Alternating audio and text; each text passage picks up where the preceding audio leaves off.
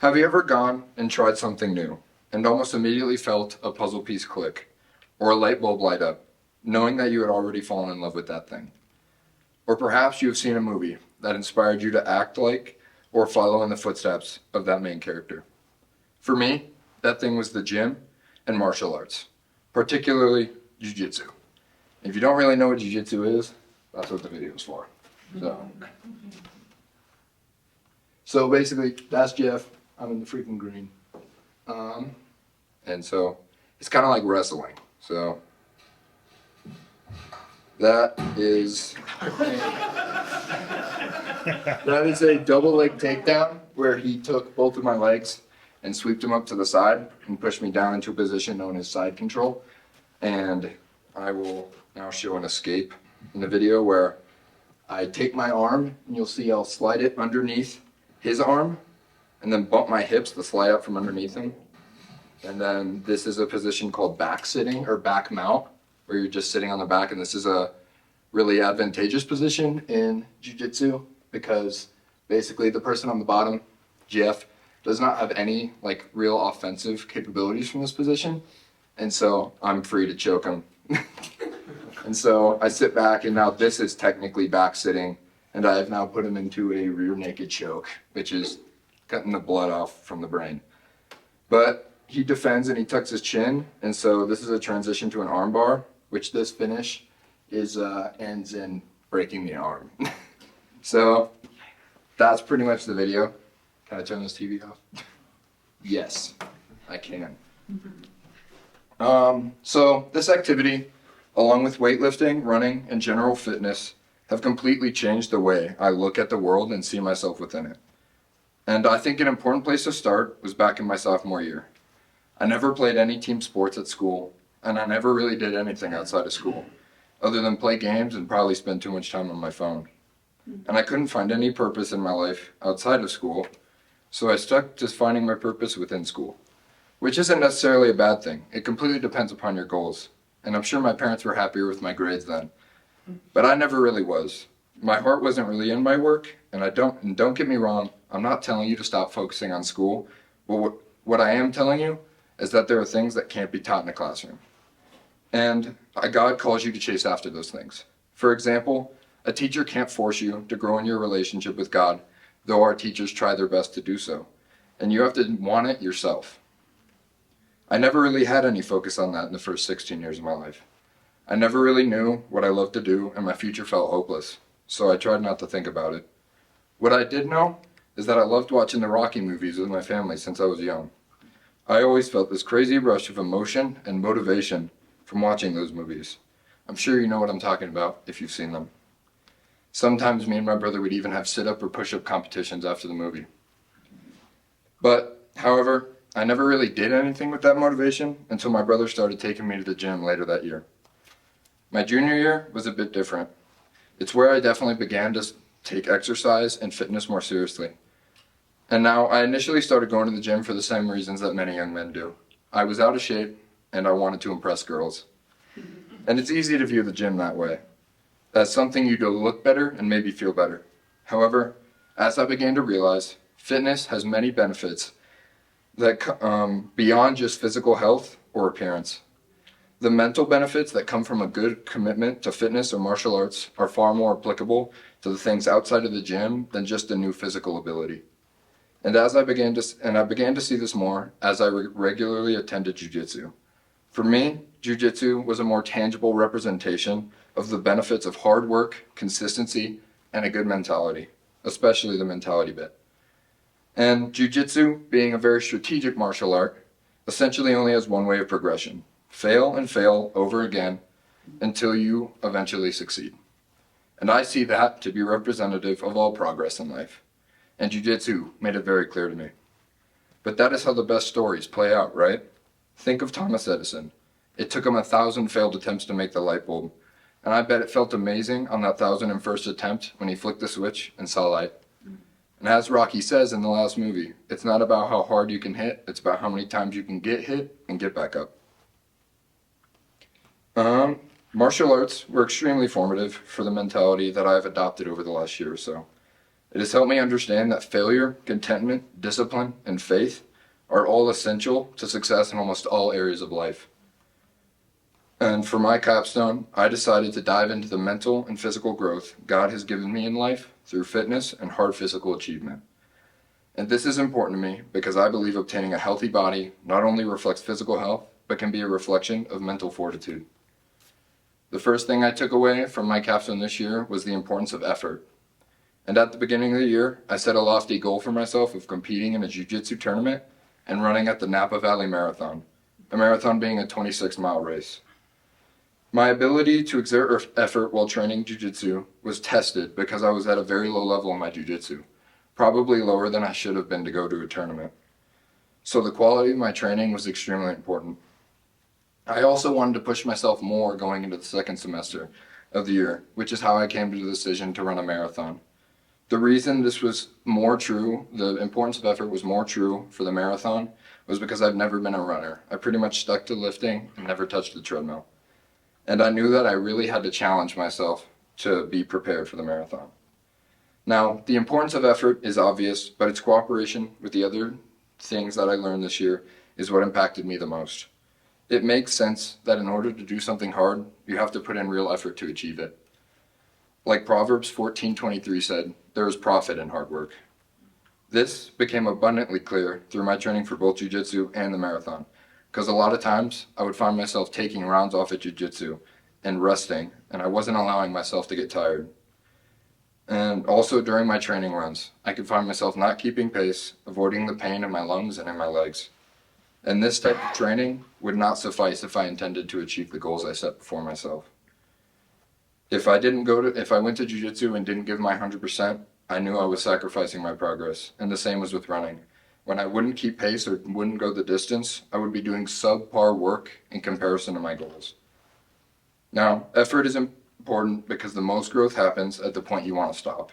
And true results have never come from mediocre work.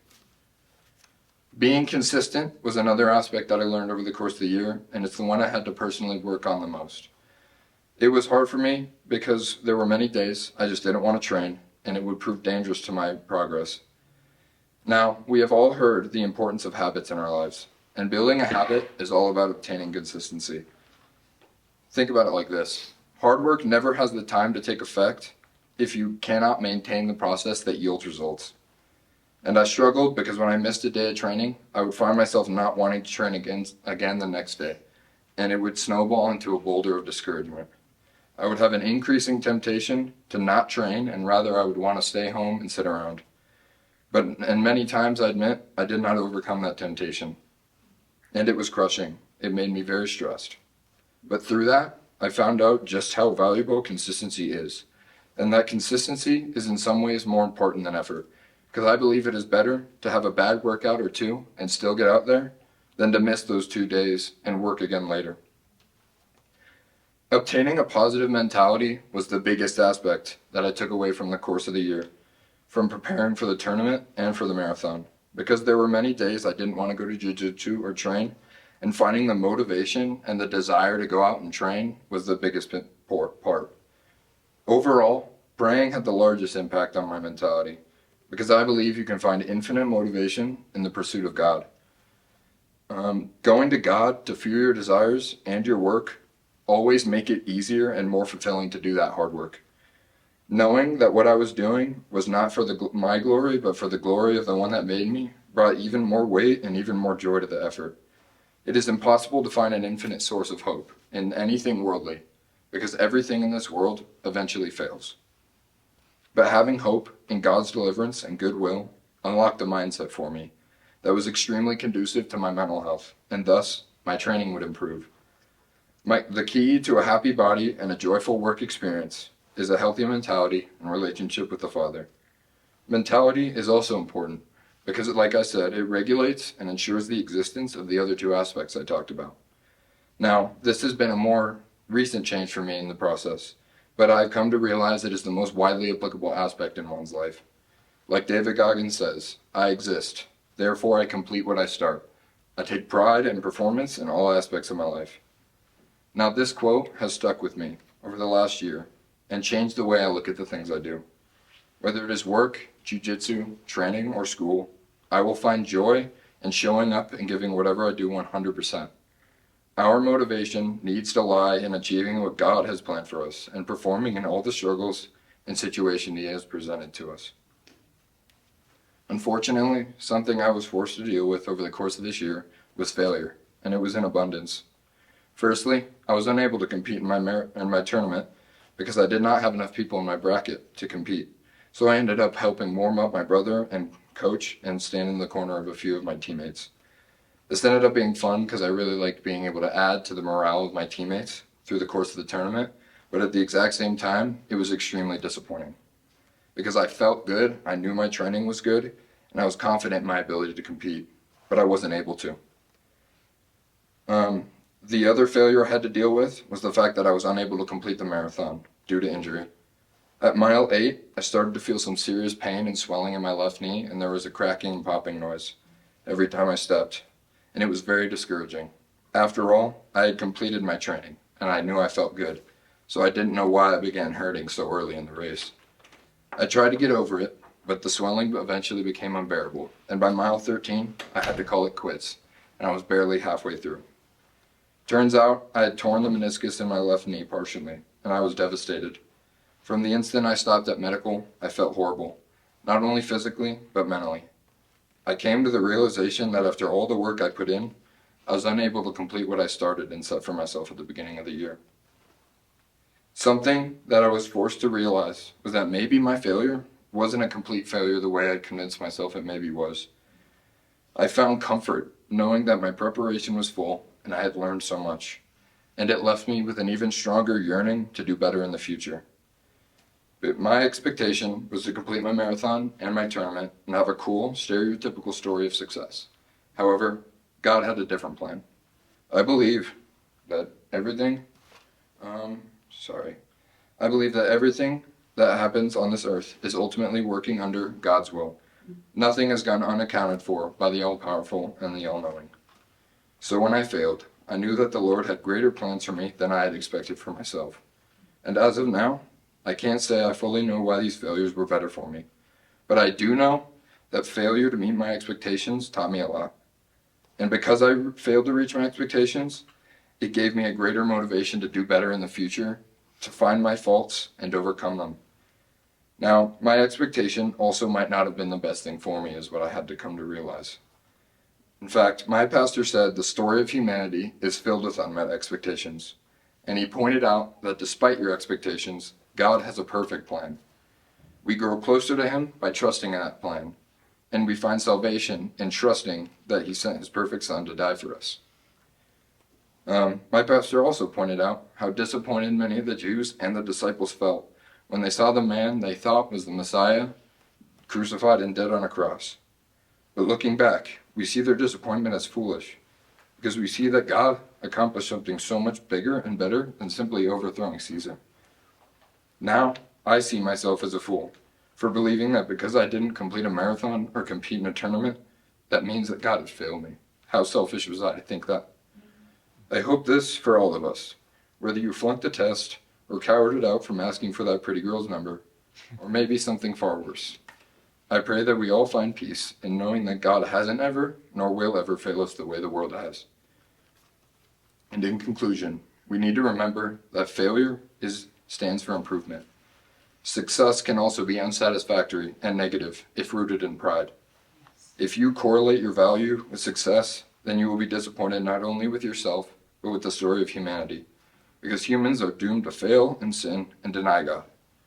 And we must find our joy in a growing relationship with Him and the knowledge that despite how much we fail, Jesus is our representative and we will not be held accountable for them. And so I challenge you to live your life with your eyes focused on your truest purpose, living your life for the glory of the one that made you. I want you to work hard and trust God with the outcome. I want you to make lofty goals and chase after them every day. And as Friedrich Nietzsche says, the only true failure is shrinking away from life's challenges. Thank you.